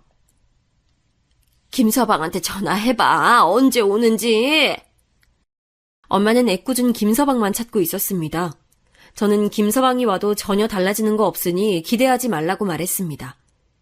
왜 방법이 없어? 네 오피스텔 있잖아. 저는 오늘은 또 왜 그 오피스텔을 안 찾나 했습니다. 이제는 오피스텔이 아니라 아파트가 된 것도 모르고 말이죠. 저는 우선 놀라 더 정신없어지신 엄마를 애써 진정시키고 내일 다시 이야기하자고 했습니다. 제가 어떻게 된 상황인지 자세히 좀 알아보고 연락드리겠다고요. 그날 밤 남편이 들어오는 소리를 듣고도 저는 모르는 척 방에서 나오지 않았습니다. 이제야 남편과의 사이가 좀 나아졌다고 생각하고 있었는데 또 내일이면 그에게 비밀이 생겨버릴 테니 도저히 아무렇지 않은 얼굴로 남편을 대할 수 없을 것 같았습니다. 저는 다음 날 아침이 되자마자 그 길로 아이를 안고 은행에 가 제 명의로 되어 있는 아파트를 담보로 대출을 받았습니다. 그리고 엄마가 말한 사채업자 사무실로 찾아갔죠. 그런데 생각지도 못한 일이 일어나 있었습니다. 건물 앞에 익숙한 차 한 대가 세워져 있더라고요. 바로 제 남편의 차였습니다. 여보? 남편은 저를 보자마자 놀라 바로 조수석을 바라보더라고요. 제 눈도 남편의 시선을 따라 조수석으로 향했습니다. 아빠! 남편의 차 조수석에는 다름 아닌 저희 아버지께서 타고 계셨습니다. 저는 아버지를 발견하자마자 차로 다가가 이게 도대체 어떻게 된 일인지 따져 물었습니다. 정말 이제는 하다하다 사채까지 손을 댄 게 사실이냐고요. 그러자 아버지는 말을 하지 못한 채 머뭇거리셨어요. 그리고 전보다 바짝 마른 얼굴로 마치 큰 죄를 저지른 죄인처럼 고개를 푹 숙이고 계셨습니다. 저는 답답한 마음에 남편을 붙잡고 물었습니다. 왜 이런 곳에 아버지와 함께 있는 것인지, 설마 아버지가 당신을 찾아가 사채빚을 갚아달라고 한 것이냐고요. 그러자 남편은 조금 당황한 듯 보이는 얼굴로 제 어깨를 감싸며 아버지와 이야기를 해야 할 것 같다고 하더라고요. 저는 아버지와 둘만 남아 어떻게 된 일인지에 대해 이야기를 나눴습니다. 그런데 몇 년 만에 얼굴을 마주하고 앉은 아버지의 이야기는 정말이지 믿을 수가 없었습니다. 얼마 전 아버지께서 위암 판정을 받으셨답니다. 지금까지 건강검진 한번 제대로 받아본 적이 없었으니 암은 진작 손쓸 수도 없을 만큼 나빠져 있었죠. 아버지는 사실을 알자마자 어머니에게 이야기하려고 했지만 사업에 문제가 생겨 투자자들이 모두 다 돌아서는 바람에 급하게 쓴 돈이 화근이 되어 이 지경이 됐답니다. 그러던 중에 병원에 갔다가 우연히 사돈 어르신을 모시고 온 저희 남편을 만났고 무슨 일로 암센터에 온 것인지 사위가 꼬치꼬치 물어대는 통에 할 수 없이 자초지종을 말하게 됐답니다. 아버지는 지금까지 하나뿐인 자식이며 마누라에게 해준 것도 없으니 차라리 암에 걸렸다는 사실조차 말하지 말고 이대로 포기하려고 했었답니다. 그런데 김서방이 암이라는 게 다 처음엔 가능성이 없다고부터 말한다면서 지금 얼마나 힘드신지 누구보다 잘 안다. 지금부터 함께 노력하면 된다고 위로하며 우선 사채빚부터 빨리 정리하자고 했답니다. 그래서 저희 아파트를 담보로 대출을 받았다네요. 아마 그날이었던 것 같아요. 남편이 아무 말 없이 다시 제 곁으로 돌아와 준 것은 말이죠. 저는 아버지의 이야기를 다 듣지도 못하고 그 자리에 그대로 주저앉아 오열했습니다. 부모란 영원히 제게 상처만 주는 존재라고만 생각하며 평생 원망만 하며 지냈는데 정작 힘들고 고달픈 부모를 저 또한 모르는 척 외면하고 있었다는 생각이 들어서요. 아버지는 주저앉은 제 앞에 함께 주저앉아 자신이 못난 아비라 미안하다며 저를 끌어안으셨습니다. 그날 이후부터 우리 가족은 많은 것이 달라졌습니다. 제 못난 부분들까지 모두 다 감싸 안아준 것만으로도 고마운데 남편은 시어머니께서 암을 완치한 경험이 있었으니 병원이며 식단 관리까지 공부해 저희 아버지를 위해 많은 것을 도왔어요. 그리고 엄마는 젊어서도 그렇게 고생을 시키더니 결국 다 늙어서도 짐이라며 매일같이 아버지를 구박하긴 하셨지만 그래도 아버지의 곁에서 저와 함께 최선을 다해 간병에 힘쓰셨습니다. 우리 가족은 언제나 서로를 미워하고 원망하고만 있다고 생각했었는데 어디에도 없을 착한 제 남편 덕분에 우리 가족도 서로를 위하는 방법을 조금씩 배워가고 있는 것 같았죠. 그리고 저도 앞으로는 남편에게 모든 숨기는 것 없이 좋은 배우자가 되어주겠다 마음 깊이 다짐했습니다. 제가 평생 꿈꿔왔던 것처럼 사랑하는 사람들과 단란하고 안정적인 가족을 만들기 위해서 말입니다.